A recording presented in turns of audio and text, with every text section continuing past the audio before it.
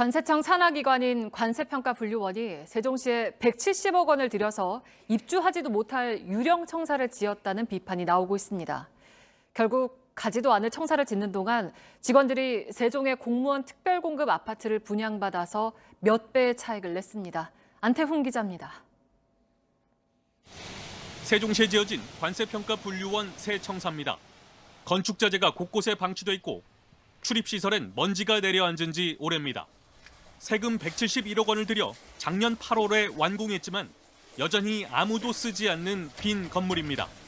관세평가원이 대전 본사를 이곳으로 옮길 계획이었지만 지자체가 도심 공동화를 우려해 반대했기 때문입니다. 행정안전부도 비수도권 기관의 지방 이전은 국토균형발전이란 취지에 맞지 않다며 감사까지 청구했습니다. 유사 사례가 재발할 수 있어서 공익감사를 청구했다. 예. 이렇게 하면 되는 거예요? 예. 그게 몇 년도? 2019년 9월에. 그런데도 관세평가원과 그 상위기관인 관세청은 각종 공문을 만들어 건설 계획을 밀어붙였습니다. 세종시 이전 대상이 아니라고 해서 이전할 수 없다는 뜻은 아니다라는 주장입니다. 게다가 특별공급 아파트를 제공받는 기관에 관세평가원을 추가해달라는 공문도 발송했던 것으로 드러났습니다.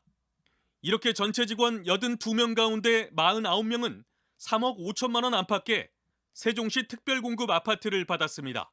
분양가 대비해서 거의 다 3배 올랐다고 보시면 돼요. 10억대, 9억대예요. 위치는 너무 좋죠. 그리고 신축이고. 이에 대해 관세청은 행안부가 신청사 이전 문제를 제기했을 땐 이미 절반 이상 지었을 때였고 특별공급은 적법한 절차에 따라 진행했다고 설명했습니다. JTBC 안태훈입니다. 다음 소식입니다. 관세평가분류원이 세종시에 유령 청사를 짓고 직원들은 아파트를 특별공급 받았다는 의혹을 정부가 조사하기로 했습니다. 김부겸 국무총리는 위법 사안이 나오면 수사 의뢰하고 아파트 당첨을 취소할 수 있는지도 검토하라고 했습니다. 새만금 개발청, 해양경찰청에서도 비슷한 의혹이 나와서 전수조사가 필요하다는 지적입니다. 정아람 기자가 현장을 취재했습니다. 1년째 텅 비어있는 관세평가분류원의 새 청사입니다. 주차장은 텅 비어있고 사람 한 명 보이지 않는데요. 이런 유령 청사 덕분에 직원들 49명은 세종시 노른자 위에 아파트를 분양받았습니다. 이뿐만이 아닙니다. 지금 청사가 세종에 없는데도 특별공급으로 받은 아파트를 갖고 있는 직원들도 있습니다. 2013년 세종시에 자리 잡은 새만금청 직원 46명은 세종 아파트를 특별공급으로 분양받았습니다. 5년 뒤 청사가 군산으로 이전했지만 이들은 아파트를 처분하지 않았습니다. 해양경찰청은 2016년 세종시에 갔다가 2년 만에 인천으로 돌아갔습니다. 2년 동안 특별공급으로 세종 아파트를 분양받은 해양경찰청 직원은 165명에 달합니다.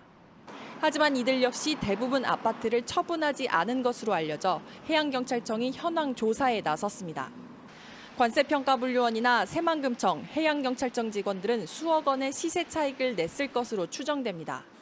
최근 몇 년 사이 세종시 집값이 급등했기 때문입니다. 경쟁이 치열할 때도 우리 아파트 절반이 공무원들한테 그냥 줬다니 우선으로. 그럼 이 사람들이 과연 살으려고 샀을까요? 우리 아파트 같은 경우는 새 되게 많거든요. 논란이 커지자 오늘 김부겸 국무총리는 관세평가분류원의 신청사와 세종시 아파트 특별공급에 대해 엄정 조사하라고 지시했습니다. 또한 특별공급으로 분양받은 세종시 아파트를 취소할 수 있는지 법적으로 검토하라고 지시했습니다. 이중으로 특공을 받거나 특공을 이용해 부당한 이익을 챙기는 공무원들이 많은데 아직 드러나지 않은 케이스가 많은 것 같아 전수조사의 필요성이 있습니다. JTBC 정아람입니다. 세종시에 청사도 없는데 직원들이 아파트를 받은 공공기관이 잇따라 드러나자 특별공급 제도를 폐지하라는 목소리가 커지고 있습니다.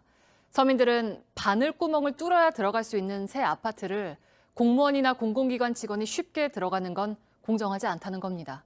김사연 기자가 시민들의 목소리를 들어봤습니다. 관세평가분류원 특별공급 의혹에 대해 시민들은 허탈감을 감추지 못했습니다.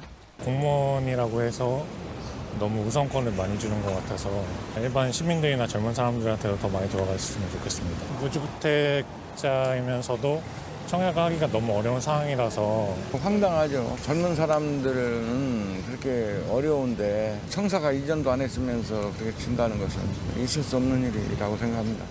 특별 공급은 세종시로 이전하는 기관의 공무원이나 공공기관 직원에게 아파트 분양 물량을 따로 배정하는 제도입니다.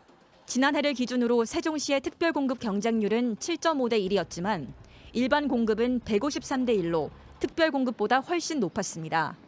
시민들 사이에서 차별이라는 비판이 나오는 이유입니다.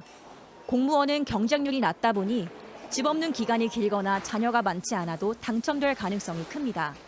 반면 가점제로 뽑는 일반 공급은 웬만한 조건을 갖추지 않으면 당첨되는 게 어렵습니다. 최근 1순위 평균 809대 1로 역대 가장 높은 경쟁률을 기록한 동탄의 한 아파트가 상징적입니다. 턱걸이한 당첨자의 가점은 69점인데 4인 가구가 무주택 15년, 청약통장 가입 15년이 지나야 받을 수 있는 점수입니다.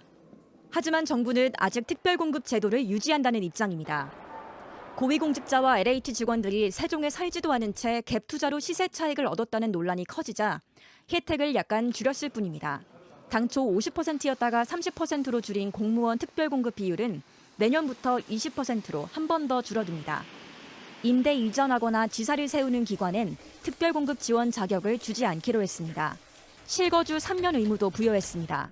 하지만 시민단체들은 세종시 건설 초기에 공무원 정착을 돕기 위해 만든 특별공급 제도를 그대로 두는 건 특혜일 뿐이라며 없애야 한다는 입장입니다. JTBC 김서연입니다.